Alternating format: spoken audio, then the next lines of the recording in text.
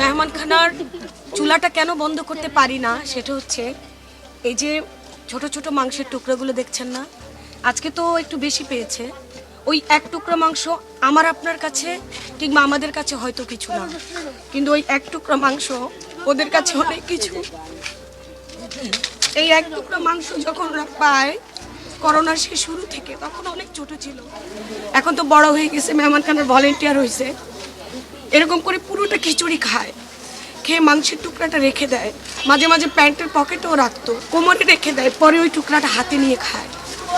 এই জন্য না মেহমানখানাটা বন্ধ করতে চাই না, শুধু ওই ছোট্ট এক টুকরো মাংসের জন্য।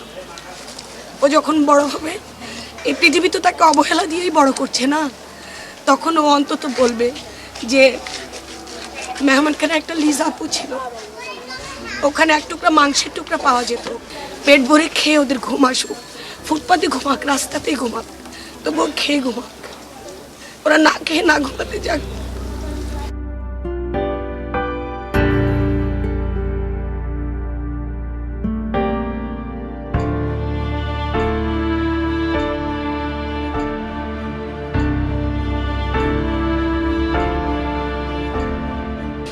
রিজিক তো আল্লাহ দেয়,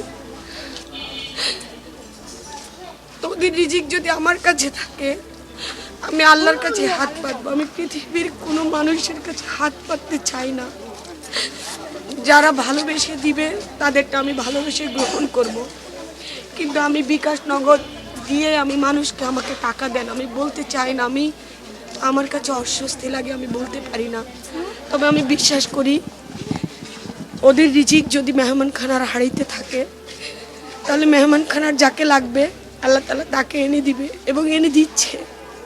আমি সবার কাছে কৃতজ্ঞ যারা এই বাচ্চাগুলোর রিজিক, এই ক্ষুধার্ত মানুষের রিজিক ভালোবেসে পৌঁছে দেয়। আমি তাদেরকে আমার সকল মুনাজাতে রাখি, আমাদের জন্য যেন তারা দোয়া করে, আমাদের জন্য ভালো কাজটা করতে গিয়ে কোনো ভুল না হয়ে যায়। আল্লাহ যেন আমাদেরকে সবসময় সঠিক পথটা দেখায়।